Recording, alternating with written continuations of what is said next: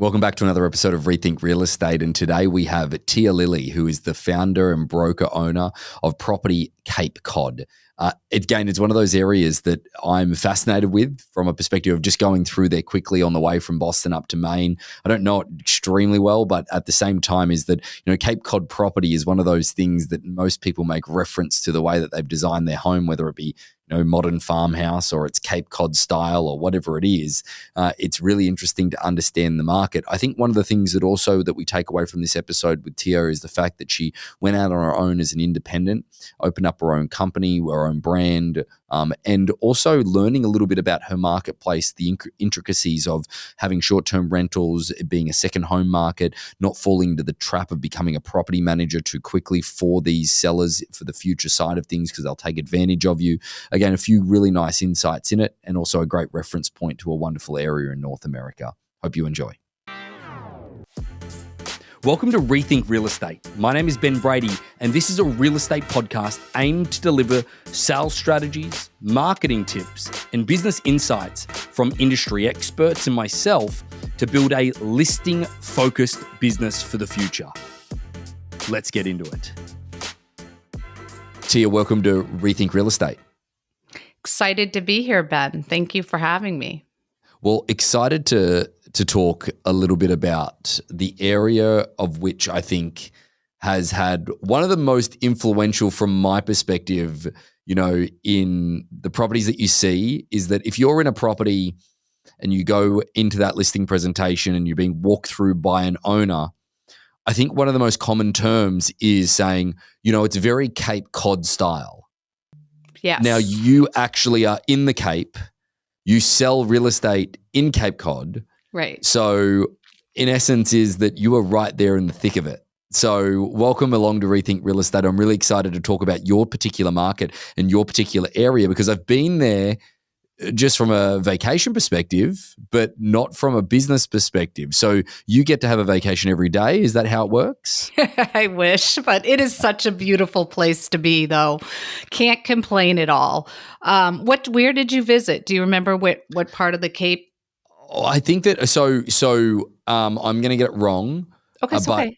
But I think that does it ring a bell? Like it's like out on the far end of the Cape. Okay. So what town would that be? So it's kind of like we're at the Cape Cod it's a peninsula. We're at the tip of Massachusetts, right? So it's almost like people describe it as an elbow.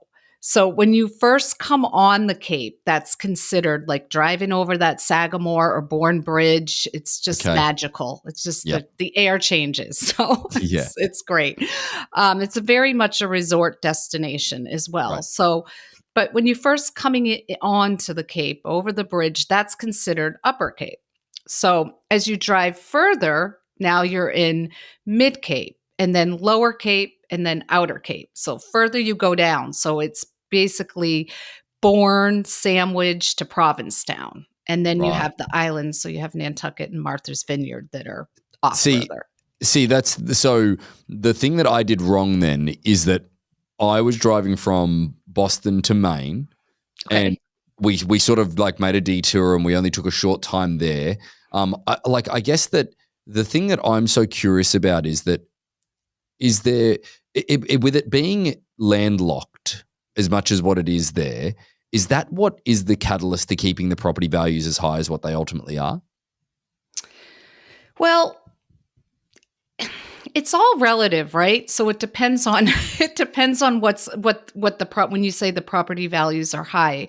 It's very much a resort destination. So there's a lot of people that own second homes, third, maybe four homes, but because it's surrounded by ocean, beautiful beaches, we have beautiful lakes and ponds. It's just a wonderful place. So it's very seasonal. Mm-hmm. So we just hit our season now. We're just Memorial Day is officially the kickoff for Cape Cod. Labor Day is where you say goodbye to most, but so it's a lot of transition people coming into their second home. So there's a lot of like vacation homes owned here.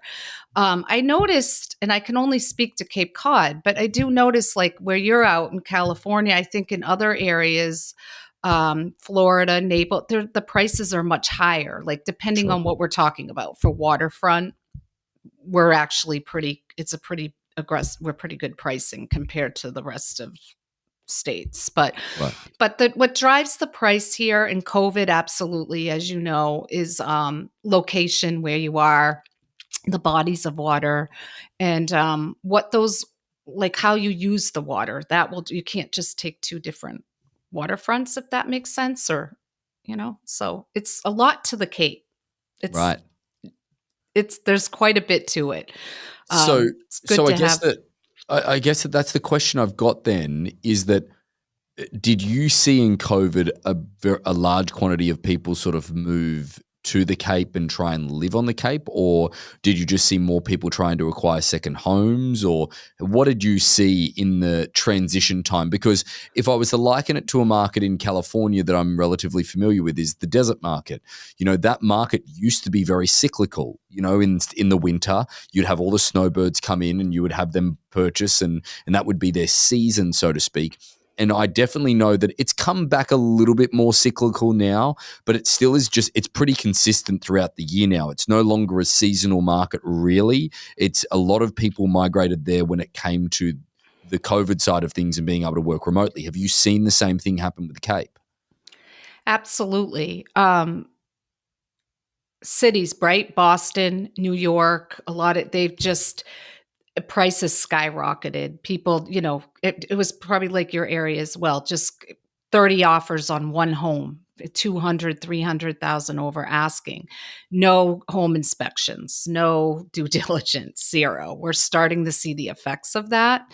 Mm. So it's going to be interesting to see how it plays out. We're starting to see that change, as far as more inventory coming on the market, days on market starting to go up. I've kind of seen a pattern over the last year, but it's really starting to reveal itself recently, because it isn't, you could predict it before, right? Mm. Before COVID, you could say but it's all changed. But I do think we're headed the other direction. I don't think Well, prices will go down, but I'd be interested to understand also from a more market driven question, short term rentals. I know that certainly in parts of California, where say Newport Beach Peninsula, you can only get certain permits. I know that in Hawaii, for example, that the hotels are just up in arms in the perspective of why are we allowing this to happen.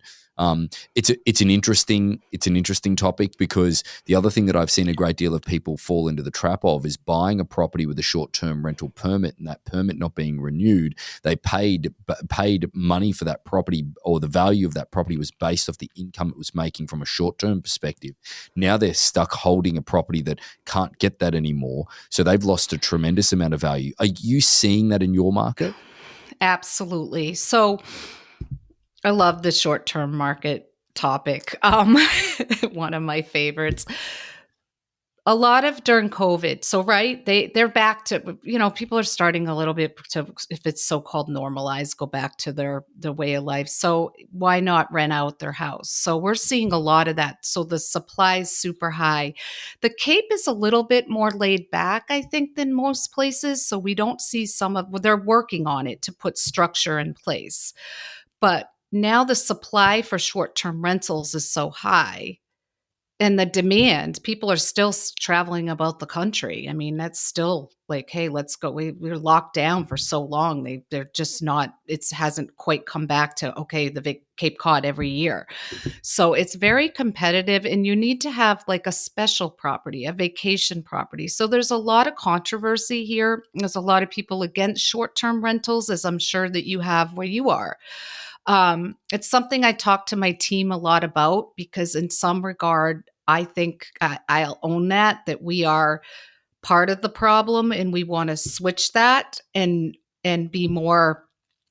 I'm driven every day by doing more for the community, and helping and doing what's right for our community. Um, there is a place for short-term rentals, though. You can't go to a hotel with 17 people and stay in one area. And so there is a call for it. I just think it should be guidelines as to where, not in neighborhoods disturbing quiet neighborhoods. So Yeah. that's where so I'm trying to find that fine line to, find our way in our community. But it's a hot topic everywhere. And yes, homeowners, to answer your question, are not getting the rental values that they hope to get. Yeah. Which Yeah. is a Well, reality. I think that there's, like you're a destination, based Yes. business in the Yes. sense that, Yes. like a lot of people find you from going there and visiting, on vacation. A lot of people find that marketplace by, Googling it or whatever it may be. It's like kind of the same thing as that there's an agent that I know of quite well in Hawaii. He owns the domain hawaiipropertysales.com, and the volume of inbound that he gets just from people Googling that or looking at the different lifestyle, I'm assuming that probably works the same way in your marketplace, that a lot of people look at it from the outside and definitely desire to be there. But your journey in real estate there has been for 20 plus years now. And you've got your own brokerage, Property Cape Cod. I'm really interested to talk, if we move it more back towards the real estate audience in the real estate agent perspective. It's an independent brokerage. You started it up and you're the founder of it and you are the broker of it. I'm really curious to understand a little bit more about your journey of becoming a broker in the Cape Cod market, but then also why you opened your own business and went independent. So I built my business. My business was built on buyer agency. We always say listings, a lot of what you talk about too on your show, listings, listings, listings, which I wholeheartedly agree. But interestingly enough, went the other way, exactly what you just said, had a website that pulled people from all over, wanted to buy a vacation home here and help them find their vacation home. So I kind of found my niche there. I guess it was more in the luxury waterfront. And I started, and I just wanted more control to be able to provide the service to them. A lot of them turn into sellers. So, like most of our businesses, and this is my whole team, 95% of our businesses, past clients or referrals. So, so that's a lot of what, just to be able to provide when you're listed, when you're on the buy side and a list side, two different looks, right? I don't know how much you do buyer agency. I was reading about where you're from. I don't think they have buyer agency, right? In Not in Australia, Australia? not in Australia and Yes, New I Zealand, blew but my mind. certainly in California and the rest of North America where we operate, Right. certainly. But yeah, no, Right. we grew up with it was one of the most interesting things to go through. It's one of those things, I guess, that when I first came through real estate, you were never able to represent a buyer. So the long story short is that all we could do to make money was to list real estate. So that principle is bled over into our business now. But I can certainly see the benefit though, because the one thing that a lot of people like going through the transition of how real estate is evolving now, and I've spoken a little bit about this on the podcast already, is that there is pure benefit in the dual representation. And I don't mean that from a perspective of anything outside of the fact that when a buyer comes to you directly and they can't have an agent, it's your responsibility then to also nurture that buyer and actually then get their business back eventually as well when they go to sell that piece of real estate. So kind of how you've built that business up. Whereas now, if you think about it, there's like a process that we've been talking about within California. A lot of sellers have been moving out of California to go external. So when an agent that is a listing agent, then that seller moves, say they move to Nevada or, they might move to the Cape, who knows, whatever it may be, is that they kind of lose that connection with them and based on that local referral marketplace, unless they've got a big family network locally. Because then if that buyer comes in and buys the property and they've got representation, that agent kind of doesn't get anything else out of that transaction from the trail side of it unless they prospect around that listing, to really take advantage of that. So it's one of those things that, I think there's a real clear benefit to maybe where the market's going. But, at the same time is that I think that there's something to be said around the fact that you've been able to build a business based on just buyers in the very beginning. Because I'm assuming now you probably run a business that's 50-50, 60% listings, 40% buyers now maybe. Yeah, we're a little bit more on the listing side now, which was my goal when I started it. So I said, let's, especially during COVID, because, our time's how we make money too, right? And we can only put so much, it was only so many hours in a day. So it was so that we're just starting to see that be more heavy on listings, and not to say that we aren't on the buy side. Now that the COVID days are kind of evening out, I definitely will see myself even working more with buyers as we go forward. It's a lot of benefits, and I think more the relationship too. It Yeah. can be, yeah. So Well, um I guess that owning your own independent brokerage with everything that's going on at the moment in the real estate industry, with all the change coming down the pipeline, or mhm. and whether it affects things, does it worry you in any way, shape, or form as an independent owner? So excited. I Okay. think we should have done this. I mean, they tried to do this years ago. The Cape's always a little bit behind, but back when I got in, they did try to start having agreements with buyer agents. It just didn't work out. We have it's people are kind of set in their ways on the Cape, so it's going to be challenging to. I think there's a lot of you probably see it out there, misconception, what it really means. This is a huge change. In a way, it's not really. To me, it's not that big of a change. And I think everybody will be serviced better. It's just going to be educating in what it really is for these changes and what it means to each person, whether you're a buyer, seller, realtor, broker, whatever that may be. But I think I'm almost alone. I'm not alone, but I know there's a lot of anxiety around it. So, Sure. but Sure. I'm super excited. Yeah. Well, speaking of just rewinding the clock a little bit, is that you come across as somebody that doesn't not a great deal worries them, because it sounds like you feel like you're in control of your own destiny, being your own broker and having your own company. But did you start off with just opening up your own brokerage, or did you start off working with somebody? How did the journey start? The journey started, and I'm so grateful to them. I worked for a company that was more of an entry level company. They were at the time family owned, but large. And it was more of your everyday houses. So, which was great. I kind of cut my own niche within the company. But when I started wanting to sell, they wanted more the presentation. I was even not happy. We're very particular. We're very detailed. We like to present properties in their best light. We spend a lot of time preparing a property to go to market. So that was where I faced a challenge. It was the marketing.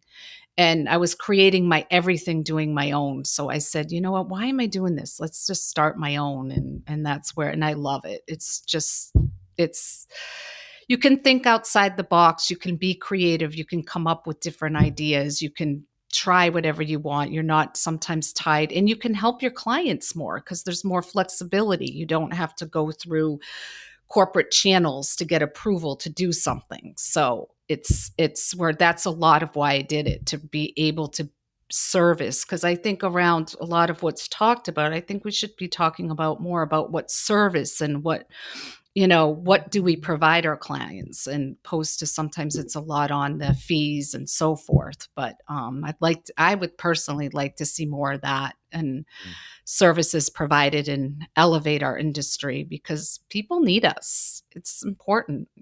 So Yeah. So I guess that, what does that look like are you happy running your own race at the moment? Do you want to expand your business? Like, how does it look like from a future perspective with, Property Cape Cod? we're growing all the time. We're growing, we're expanding. It's very slow. We pretty much on Cape Cod have been, there's very few independent companies left on the Cape. It's all corporations now. I love it because I see the every day. What gets me going is we're growing in a direction to be a resource to the community, to help. Like, our cause is enriching the quality of people's lives, one connection at a time. That can be groups of people. It could be a family you're working with. It could be, everybody's needs are different, and they're people. So as a result, we sell houses, but it's really all about the people. And that's, I think, a part of, like, that's what I love. I get to meet people from all over the world. They're fascinating. It's what drives me, and it's exciting because you get to talk with different minds, and they're just also so successful, done so much with their lives. So that helps you to grow. Just that's how I learned, is actually through my clients, is how I learned to get where I am today, by listening to them and learning from them in some ways when I was brand new. So, but yeah, it's awesome. I love it. I get called all the time asking to join the bigger brokerages and the corporations, but being independent gives so many, it's just gives us so many options that we couldn't do otherwise. What do you think some of the biggest considerations that somebody has to think about when they go in to open up their own brokerage from an independent perspective, knowing they're going into a marketplace that might be filled of those commercial brokerages like you're mentioning at the moment? I guess that what are the things that people have to think about? Well, I love it. It is a lot to think about. And it's also what, like think with the end in mind. Like I never really just answered your question actually, because there's so much to it. But what do you want to get out of it? Because you should think twice. There can be advantage of going with somebody that's like-minded. I didn't have that like-minded mindset. So I'm kind of grateful for that, because I never had any intentions of going on my own. I just wanted to work for a company. But I think it depends on what you want to get, but it is a lot of work and there is a lot involved. So I would weigh that out if you can find something else that's like-minded, or if you really want to do your own, then go for it. It's a beautiful thing. So, but I would ask, yeah, it's definitely, it's fun, but it's a lot Yeah, too there's at the same time. no question, no question. Yeah. But I guess that bringing it back and sort of drawing it over to more keeping it local in the market, I'm fascinated by the fact that with such an iconic territory that you're in, that there's not more restriction around short-term rentals in general, or that like obviously they're trying to organize it and they're trying to do those types of things. But do you find yourself in a marketplace like that, in a normal residential real estate marketplace where 95% of the homes are owner occupied and people are living in them as a primary place of residence? And when I say owner occupied, I mean living in them as a primary place of Right, residence. right. It's very different to living in a marketplace where you're dealing with short-term rentals, you're dealing with probably long-term rental as well, you're dealing with obviously people that are living their primary residence. There's just a plethora of different people that would be living in that marketplace. Do you find yourself playing the role of a property manager as well as an agent? Oh, most definitely. Most definitely. Yes. Yes, we do quite a bit, especially for our vacation, and some not, but our vacation rentals, because we also are in vacation rentals. So it's interesting because it is a lot of different hats, I suppose, but it's like we always encourage people to look at what you want from what you're like. You're coming to the Cape, you want to buy a house. There's a lot of questions that have to be asked before you, just so you get the right. We get a lot of people for vacation rentals that come to us that I wish they never bought that house. They've already bought it. It shouldn't Right. have been done. So, but it does morph into property management if that's what you're asking. We do try to keep boundaries with that too. Yeah. Um, Well, I guess but that so with the boundaries that you keep, is that do you offer those services as an additional fee, or do you just do it as the hope to get the listing back eventually? Um, I see. You mean for people buying, or whether it is? It depends, but we usually have a fee associated. We don't do it a lot because of it's a lot. We're not set up for that, so we do Right. try to stay in our lane, but we also will do anything for a client.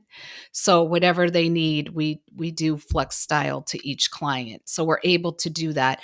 At the corporate level or the corporations, there's just no way you can do that. Like I Yeah. have an agent, she oversees this gorgeous house on in Dennis on the water.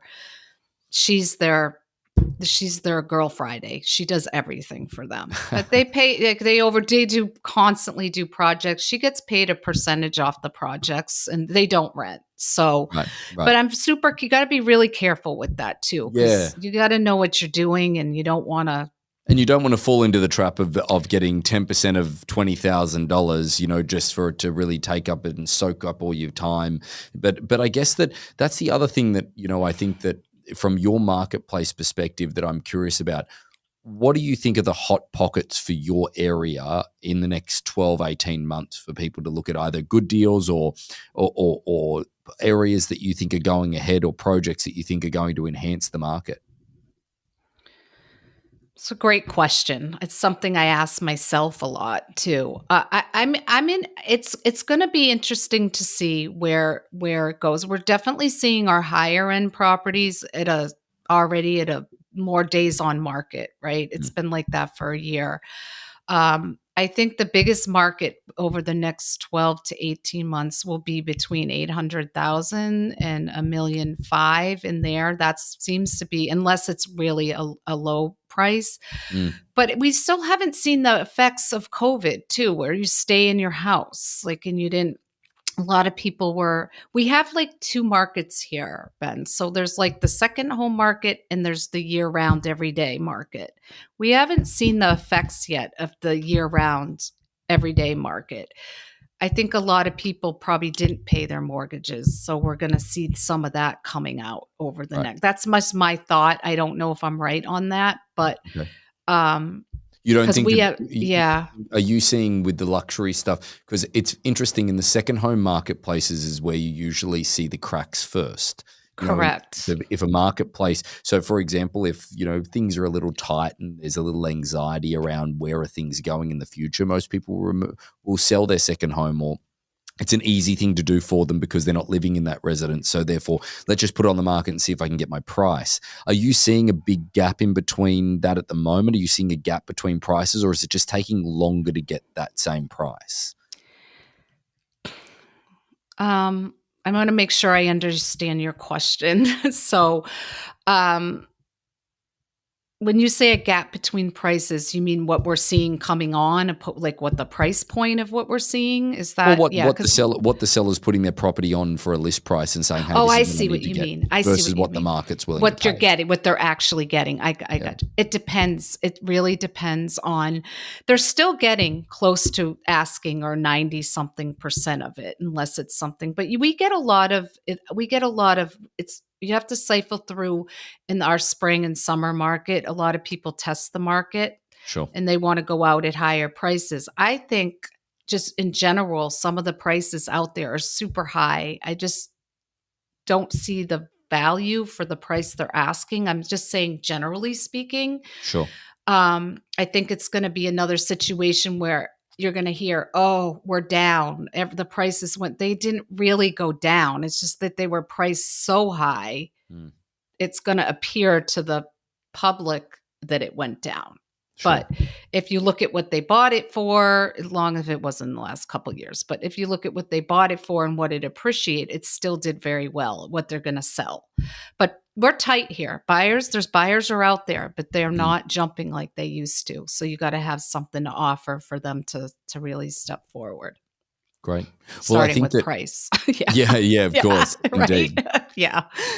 Well, I think that sort of as we wrap up and come to the conclusion of sort of our interview, what are some of the things? I just usually we share some some strategies, some books, some podcasts, some things, life lessons, whatever it may be, life hacks, so to speak. At the end of the podcast here, is there any source that you're going to at the moment from a perspective of favorite books or favorite podcasts, or is there anything that you're doing at the moment in order to sort of keep yourself on top of things?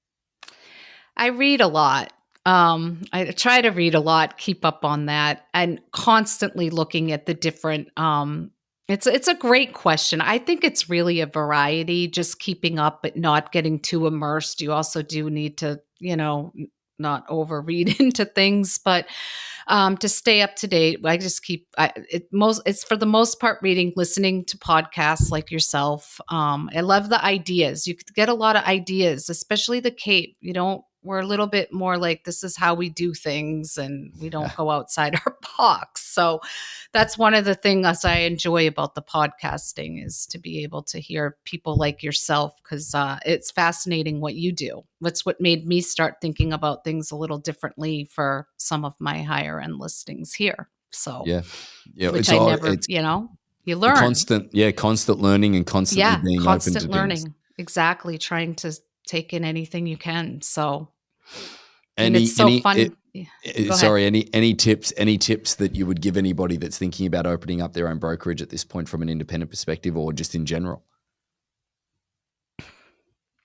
Well, I would say I would say, one, ask yourself why you want to do it. If your heart's super into it, go for it. It's just in some ways the best sense of freedom. In other ways, it's you work a lot. So, Yeah. but you love what you do, go for it.